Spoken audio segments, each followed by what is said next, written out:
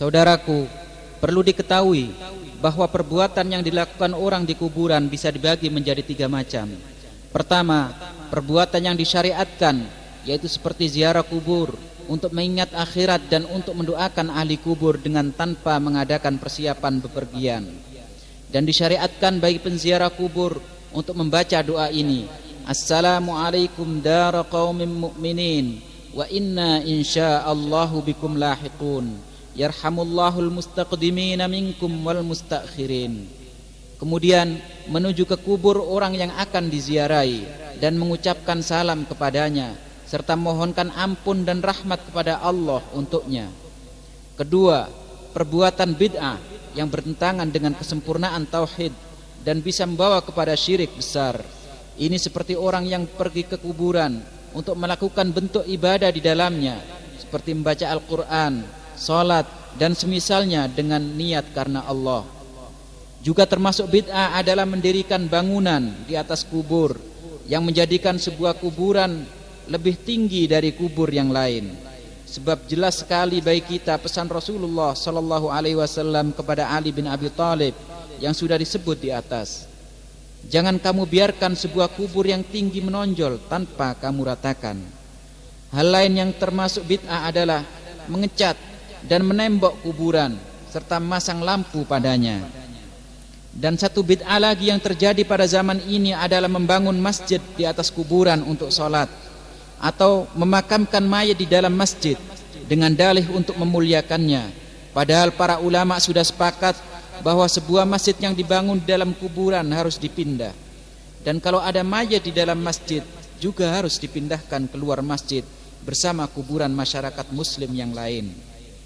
Maka berhati-hatilah saudaraku, jangan sampai anda termasuk orang yang disebut Rasulullah dalam sabda beliau, inna min syirarin nasi man tudrikuhumus sa'ah wa hum ahya walladzina yattakhiduna al-qubura masajid.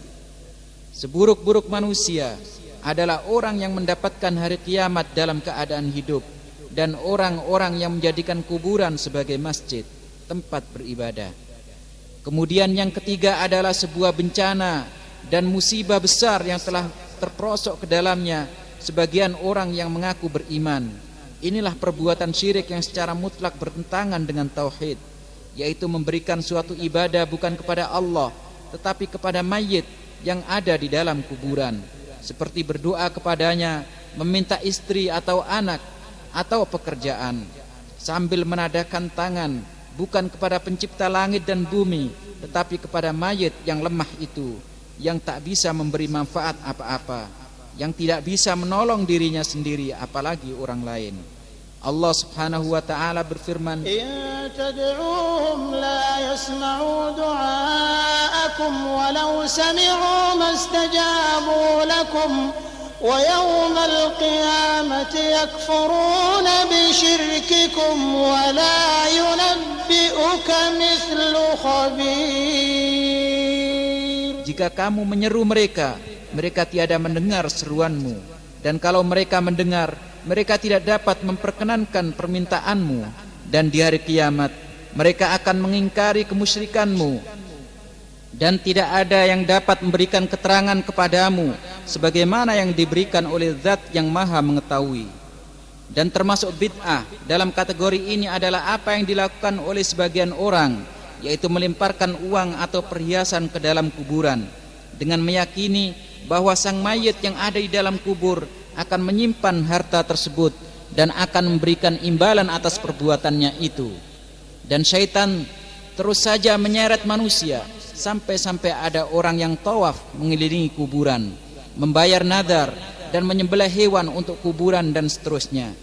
Ini berarti telah menjadikan wali yang dikubur sebagai Tuhannya, dan orang semacam itulah yang disebut oleh surat Al-Kahfi ayat 102. Qul hal nunabbi'ukum bil akhsarina a'mala alladhina dhalla sa'yuhum fil hayatid dunya wa hum yahsabuna annahum yuhsinuna sun'a. Katakanlah, apakah akan kami beritahukan kepadamu tentang orang-orang yang paling merugi perbuatannya, yaitu orang-orang yang telah sia-sia perbuatannya dalam kehidupan dunia ini, sedangkan mereka menyangka bahwa mereka berbuat sebaik-baiknya. Saudaraku se-Islam, saudaraku se-akidah, akidah tauhid. Ini adalah nasihat dari orang yang mencintai Anda. Hendaknya Anda tidak menolak nasihat ini. Kuburan ada sejak zaman dulu sampai sekarang. Yang ada di dalam kuburan itu ada yang benar-benar soleh, ada yang zindik dan sebagainya. Bahkan ada yang hanya anggapan orang bahwa Mbah Fulan dikubur di situ. Kuburan-kuburan itu diagung-agungkan orang dengan maksud yang bermacam-macam. Ada yang dimaksudkan untuk mengeruk uang dari para pengunjung, ada yang bermaksud baik tapi keliru. Yang selamat adalah hanya yang mengikuti tuntunan Rasulullah sallallahu alaihi wasallam. Beliau tidak pernah tawaf atau menyuruh tawaf kecuali tawaf mengelilingi Ka'bah. Andaikan tawaf di selain Ka'bah boleh dan baik, tentu Rasulullah sallallahu alaihi wasallam telah menyuruh kita untuk melakukannya.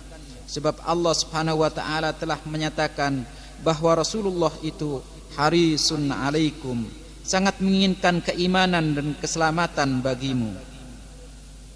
Apakah setelah ada tuntunan dari Rasulullah dan para sahabatnya seperti ini, kita masih akan mencari dan mengikuti tata cara beribadah yang lain? Kalau begitu, berarti kita mengganti sesuatu yang baik dengan sesuatu yang buruk. Hati-hatilah saudaraku, jangan sampai terbujuk oleh hawa nafsu sampai mau tawaf di selain Ka'bah, baik kuburan atau yang lainnya, baik mayitnya wali atau sahabat atau bahkan Rasulullah sallallahu alaihi wasallam. Juga hati-hatilah, jangan sampai mengadakan perjalanan dengan niat ibadah kecuali ketiga masjid yang telah disebutkan Rasulullah sallallahu alaihi wasallam dalam sebuah hadis beliau, la tushaddur rihalu illa ila thalathati masajid, Masjidil Haram wal Masjidil Aqsa wa masjidi hadza. Tidak boleh mengadakan perjalanan ibadah kecuali ketiga masjid, Masjidil Haram, Masjidil Aqsa dan masjidku ini, yaitu Masjid Nabawi di Madinah Al-Munawwarah.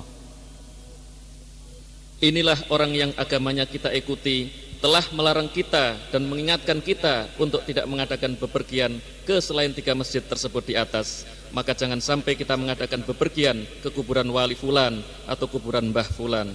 Hal yang aneh sekali yang bisa Anda saksikan adalah ada orang yang pergi ke makam-makam tersebut dengan membawa hewan sembelihan atau uang untuk dimasukkan ke tromol-tromol yang tersedia di sana. Uang tersebut kemudian tidak lain akan diambil oleh para juru kunci makam-makam tersebut. Mereka adalah orang-orang yang memakan uang orang lain dengan jalan yang batil. Mereka mengelabuhi masyarakat, membagi-bagikan ampunan dan rahmat dari mayat makam tersebut, seakan surga dan neraka ada di tangan mereka. Wal-iyadzu billah.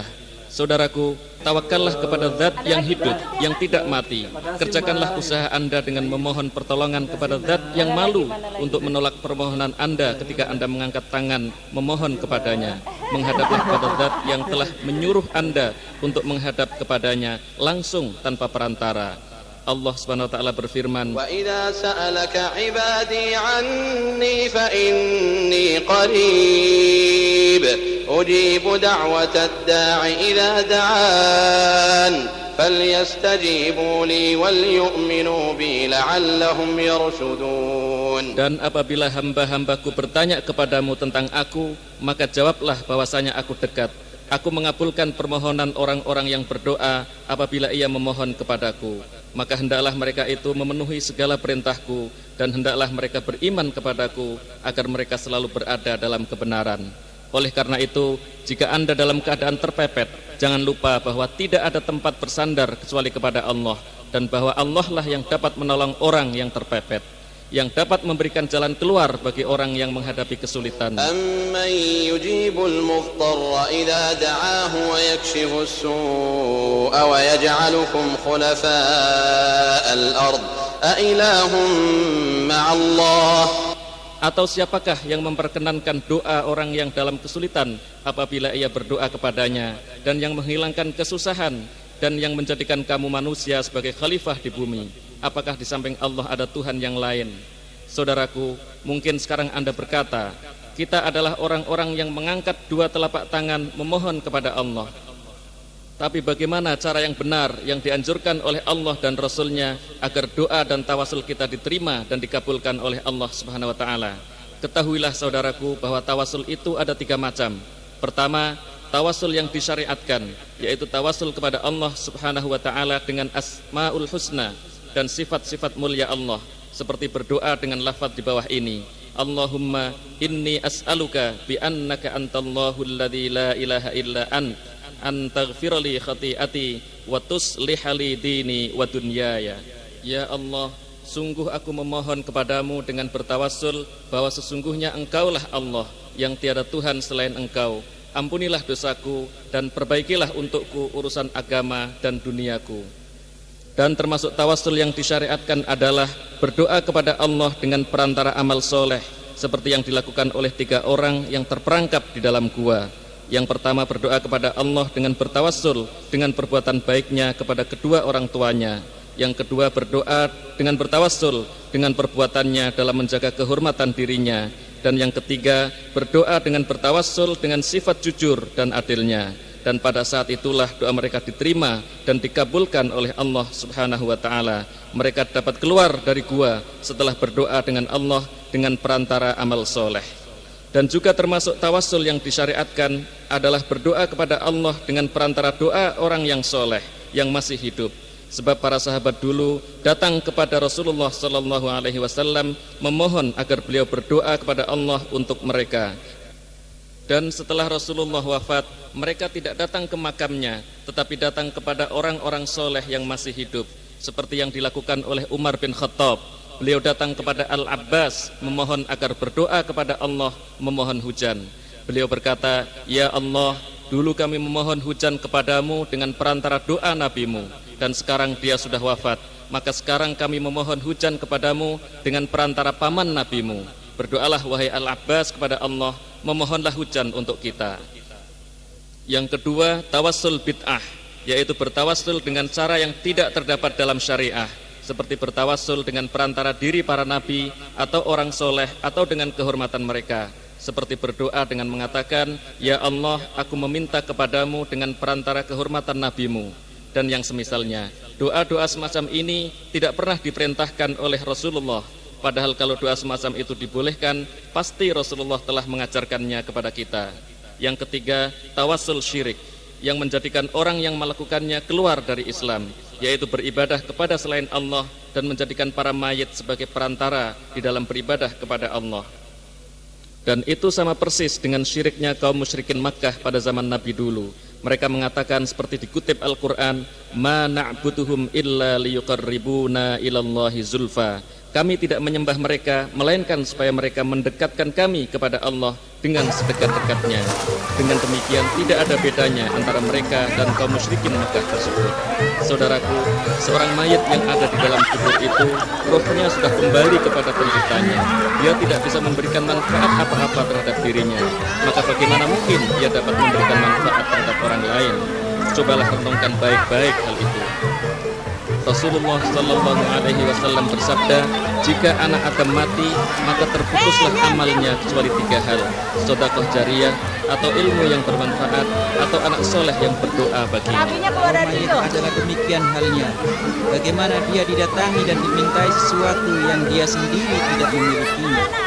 Coba renungkan sekali lagi ayat Al-Quran untuk dialog dengan orang-orang yang berdoa kepada orang-orang yang sudah meninggal. إن تدعوهم لا يسمعوا دعاءكم ولو سمعوا ما استجابوا لكم ويوم القيامة يكفرون بشرككم ولا ينبئك مثل خبير. Jika kamu menyeru mereka, mereka tiada mendengar seruanmu. Dan kalau mereka mendengar seruanmu, mereka tidak dapat memperkenankan permintaanmu. Dan di hari kiamat, mereka akan mengingkari kemusyrikanmu. Dan tidak ada yang dapat memberikan keterangan kepadamu sebagaimana yang diberikan oleh Yang Maha Mengetahui. Mungkin ada sementara orang yang mengatakan, "Saya pergi ke kuburan dan mengusap pusara kubur hanya untuk mendapatkan barokah." Jawabnya adalah, barokah adalah merupakan nikmat Allah yang dikhususkan oleh Allah pada sebagian makhluknya. Dan dalam hal ini ada 2 orang yang bersikap ekstrem. Yang pertama mengatakan tidak ada barokah dalam segala sesuatu. Yang kedua mengatakan barokah terdapat dalam segala benda. meski tanpa dalil dari agama.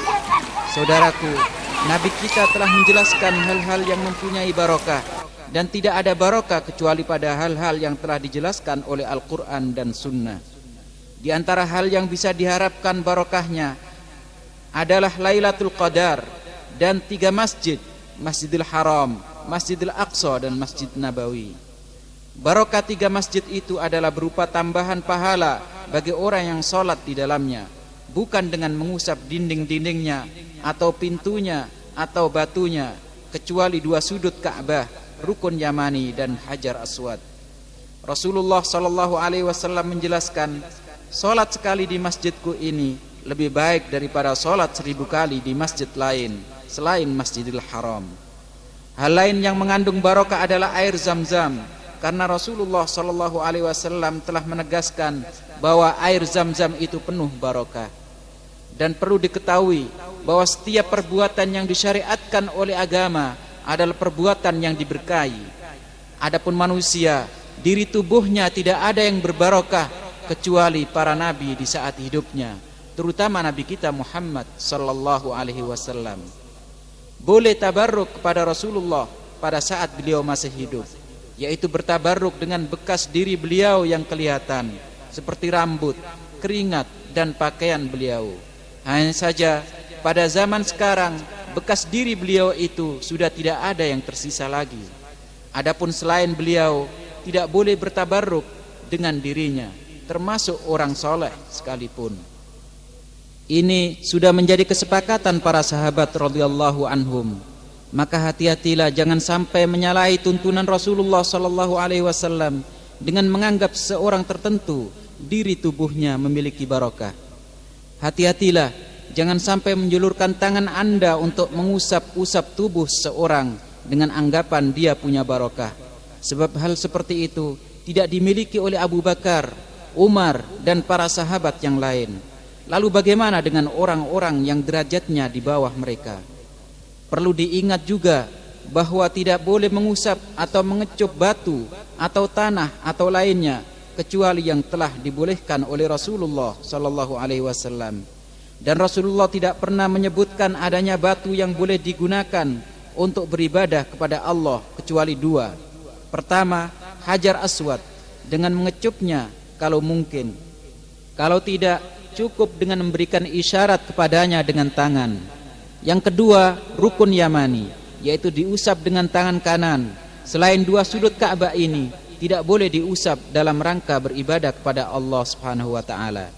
Dengan demikian, apa yang dilakukan oleh sebagian orang yaitu mengusap tiang-tiang masjid atau pintu-pintunya atau dindingnya, semua itu adalah perbuatan bid'ah yang harus dijauhi, sebab barang-barang itu sama sekali tidak dapat memberi manfaat atau madarat. Simaklah ucapan Umar bin Khattab ketika mengecup Hajar Aswad. Beliau mengatakan, "Demi Allah, aku tahu bahwa kamu hanyalah batu yang tidak memberi manfaat atau madarat. Dan seandainya aku tidak melihat Rasulullah mengecupmu, maka aku tidak akan mengecupmu." Dari sini juga bisa diketahui bahwa seorang muslim tidak mengecup Hajar Aswad dan mengusap Rukun Yamani kecuali dengan niat beribadah kepada Allah Subhanahu wa taala. Saudaraku, barokah juga terdapat pada sebagian waktu yang telah dikhususkan oleh Allah dengan kelebihan dan keutamaan. Maka seyogianya seseorang menambah amal ibadah pada waktu-waktu itu. Sebagian waktu itu seperti bulan Ramadan, malam Lailatul Qadar, 10 hari pertama bulan Dzulhijjah, hari ke-10 bulan Muharram, sepertiga terakhir malam, hari Jumat, dan lain sebagainya yang telah disebutkan oleh syariat.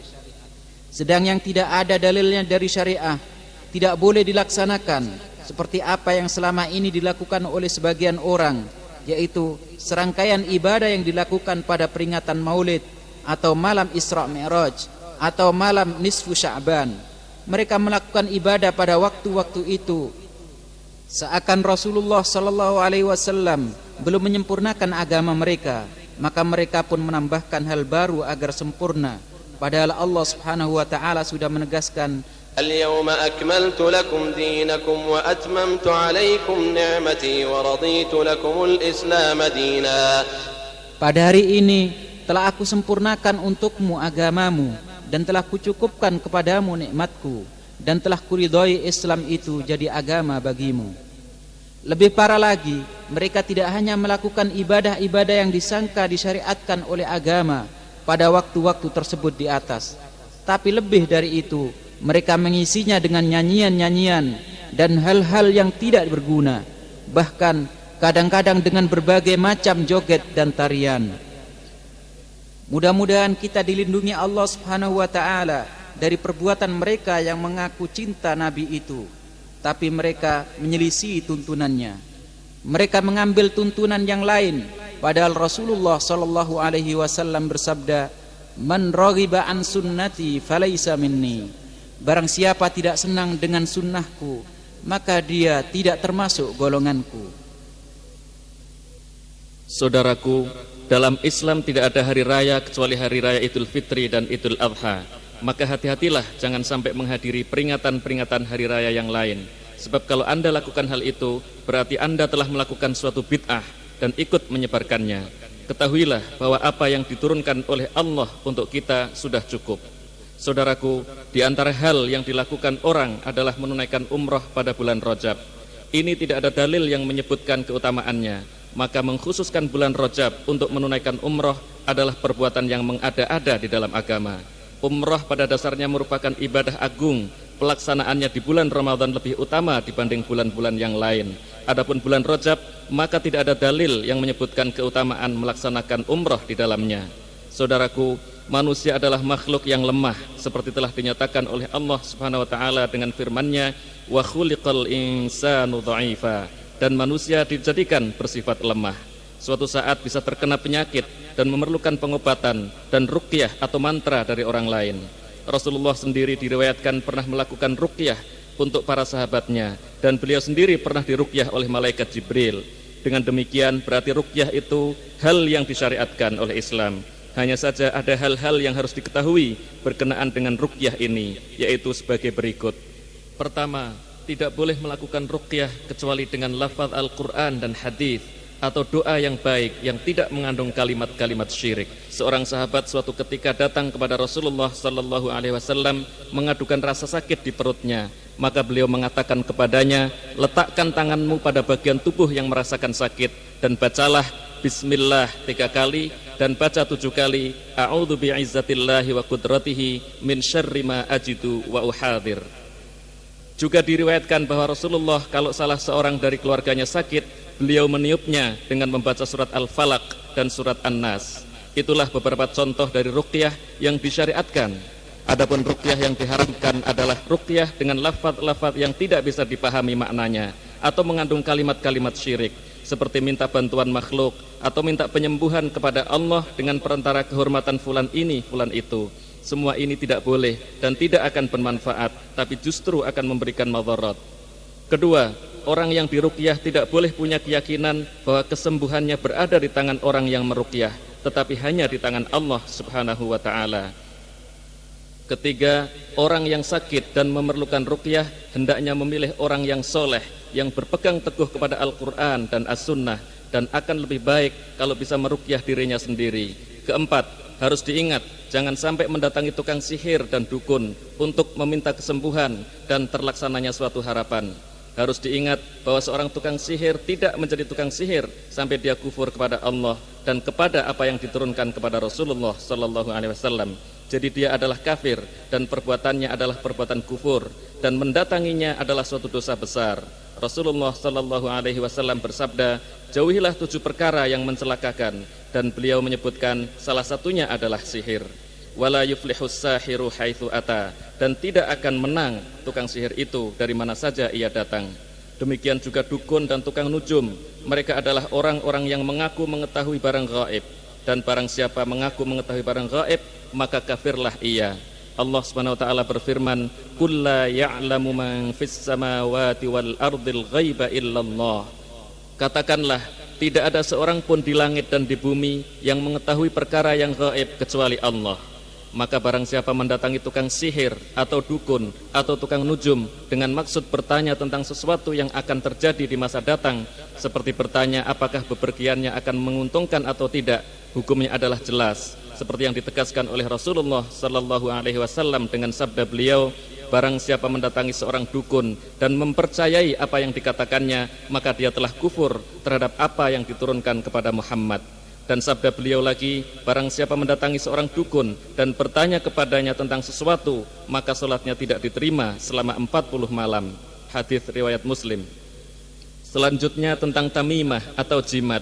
Jimat terkadang ada yang diambil dari ayat Al-Quran, kemudian digantung di leher. Hal ini walaupun sebagian ulama ada yang memperbolehkan, tetapi sebagian besar ulama memandangnya sebagai makruh. Adapun jika diambil dari lafaz-lafaz yang lain yang tidak syar'i, maka ini tidak boleh. Begitu juga tentang kalung atau cincin atau benang yang dipakai dengan anggapan bahwa ia bisa menangkal penyakit dan bahaya. Ini semua tidak boleh dan menunjukkan lemahnya tawakal dan kebodohannya akan hakikat tauhid. Rasulullah sallallahu alaihi wasallam bersabda, barang siapa yang menggantungkan sesuatu barang, maka dirinya dijadikan Allah mengandalkan barang itu. Dan beliau telah mengajarkan kepada kita apa yang seyogyanya kita baca untuk menjaga diri kita dari berbagai gangguan, seperti doa a'udzu bikalimatillahi tammah min kulli syaitanin wa hammah wa min kulli ainin lammah. Apakah setelah adanya tuntunan doa dari Rasulullah sallallahu alaihi wasallam semacam ini, kita masih akan meminta perlindungan kepada benda-benda seperti cincin, kalung dan lain sebagainya? Benda-benda itu tidak dapat memberi manfaat apa-apa. Suatu ketika Rasulullah sallallahu alaihi wasallam melihat seorang yang di tangannya ada gelang dari tembaga. Rasulullah bertanya, "Apa ini?" Orang itu menjawab, "Untuk melindungi dari penyakit." Rasulullah berkata, "Lepaslah, ia justru akan menambah sakit. Jika kamu mati dan gelang itu masih kamu pakai, maka kamu tidak akan beruntung selama-lamanya." Dan serupa dengan takhayul yang sudah disebutkan di atas adalah tiwalah, yaitu benda yang ditaruh di tempat tertentu untuk pengasih, agar membuat suami cinta kepada istri misalnya. Demikian juga ruqyah-ruqyah yang diambil dari kata-kata yang tidak bisa difahami, bukan dari Al-Quran dan hadis. Tulisan-tulisan ditaruh di air lalu diminum. Semua itu sudah ditegaskan oleh Rasulullah bahwa hukumnya adalah syirik. Beliau bersabda, "Innar ruqa wat tamaim wat tiwalah syirkun." Saudaraku, barang siapa sudah mendengar ucapan Rasulullah kemudian mencari hal yang lain, maka tersesatlah ia. Saudaraku, kalau kami berulang-ulang mengingatkan Anda tentang wajibnya berpegang teguh kepada hadis yang sahih, ini karena agar Anda sampai di sumber yang jernih dan bersih. Dari Rasulullah lah kita mengambil agama Allah dan hukum-hukumnya. Hukum-hukum yang kita diperintahkan untuk berpegang teguh kepadanya di dalam beribadah kepada Allah Subhanahu wa taala. Maka kita pun harus menerima, ridha dan patuh kepada Rasulullah sallallahu alaihi wasallam tanpa membangkang. Allah Subhanahu wa taala berfirman, "Fala wa rabbika la yu'minuna hatta yuhakkimuka fima shajara bainahum thumma la yajidu fi anfusihim harajan mimma qadaita wa yusallimu taslima." Maka demi Tuhanmu, mereka pada hakikatnya tidak beriman hingga mereka menjadikan kamu hakim dalam perkara yang mereka perselisihkan. Kemudian mereka tidak merasa keberatan dalam hati mereka terhadap putusan yang kamu berikan, dan mereka menerima dengan sepenuh hati. Jadi beriman bahwa Allah sebagai satu-satunya hakim adalah bagian dari iman kepadanya sebagai Rabb dan Ilah. Tidak ada sekutu baginya dalam hukum dan perintahnya. Kalau demikian halnya, maka bisa diketahui bahwa membuat hukum baru atau berhukum dengan bukan hukum Allah, atau mengikuti selain tuntunan Rasulullah, atau mengganti sebagian dari hukum Allah dengan yang lain dengan anggapan zaman sudah berubah, semua ini adalah perbuatan kufur. Dan barang siapa menyangka bahwa ada orang boleh keluar dan lepas dari syariat Allah, maka dia telah kufur. Allah Subhanahu wa taala berfirman, "Wa man lam yahkum bima anzalallahu faulaika humul kafirun." Barang siapa yang tidak memutuskan menurut apa yang diturunkan Allah, maka mereka itu adalah orang-orang kafir. Saudaraku, syariat Allah berlaku bagi seluruh manusia. Tidak ada bedanya antara orang khawas dan orang awam, antara yang alim dan yang bodoh. Sebagaimana syariat Allah juga mencakup seluruh segi kehidupan, mencakup ibadah dan muamalah. Maka tidak boleh menjauhkan agama dari perekonomian atau politik. Saudaraku, seorang muslimnya hakiki adalah orang yang beribadah kepada Allah secara seimbang sesuai dengan fitrah kemanusiaannya. Dan manakala keseimbangan ini hilang, maka ia akan diombang-ambingkan oleh syaitan. Allah Subhanahu wa taala berfirman, "Wa anna hadza sirati mustaqiman fattabi'uhu wa la tattabi'us subula fatafarraqa bikum an sabilihi." Dan bahwa yang kami perintahkan ini adalah jalanku yang lurus, maka ikutilah dia, dan janganlah kamu mengikuti jalan-jalan yang lain, karena jalan-jalan itu mencerai-beraikan kamu dari jalannya. Jadi harus diketahui bahwa sendi-sendi ibadah ada 3: cinta kepada Allah, takut kepadanya, dan mengharap kepadanya. Kita harus beribadah kepada Allah dengan rasa cinta kepadanya, takut akan siksanya, serta mengharap pahala dan surganya. Tidak seperti sebagian orang yang tergelincir, yang beribadah kepada Allah hanya dengan satu sendi dan mengesampingkan sendi-sendi yang lain. Ada yang zindik, beribadah kepada Allah hanya dengan rasa cinta sambil mengatakan, selama saya sudah cinta kepada Allah, maka tidak perlu saya sholat dan puasa. Ini adalah sebuah anggapan dan pemahaman yang sesat. Allah Subhanahu wa taala menegaskan, "Qul in kuntum tuhibbunallaha fattabi'uni yuhibbukumullahu wa yaghfir lakum dzunubakum." Katakanlah, jika kamu benar-benar mencintai Allah, ikutilah aku. Niscaya Allah mengasihi dan mengampuni dosa-dosamu. Kamu tentang Tuhanmu, sementara kamu mengaku cinta padanya. Sungguh ini pemandangan yang lucu tak berharga. Jika kamu cinta padanya, tentu kepadanya kamu mengikut, sebab orang yang cinta kepada yang dicintainya akan menurut. Apakah orang yang melakukan hal itu mengaku bahwa dia mencintai Allah melebihi cintanya Rasulullah kepada Allah? Rasulullah yang selalu menjaga dan menegakkan syariat Allah yang besar maupun yang kecil. Ada lagi orang yang beribadah kepada Allah dengan mengambil satu sifat dari sifat-sifat Allah. Orang itu mengambil sifat rahmah Allah dan tidak memperdulikan bahwa pada saat yang sama dia adalah zat yang azabnya amat menyakitkan. Ia melakukan maksiat siang dan malam, baik secara sembunyi maupun terang-terangan. Kalau Anda tanya dia atau Anda ingkari perbuatannya, dia akan menjawab, Allah itu Maha Pengampun dan Maha Penyayang. Dan Allah sudah berfirman, aku tergantung pada sangkaan hambaku padaku. Untuk orang semacam ini, Allah Subhanahu wa taala menegaskan, Nabbi ibadi anni anal ghafurur rahim wa anna adabi huwal adabul alim. Kabarkanlah kepada hamba-hambaku bahwa sungguhnya akulah yang Maha Pengampun lagi Maha Penyayang, dan bahwa sungguhnya adabku adalah adab yang amat pedih. Di ayat lain Allah Subhanahu wa taala menegaskan, i'lamu annallaha syadidul iqab wa annallaha ghafurur rahim. Ketahuilah bahwa sungguhnya Allah amat berat siksanya, dan bahwa sungguhnya Allah Maha Pengampun lagi Maha Penyayang.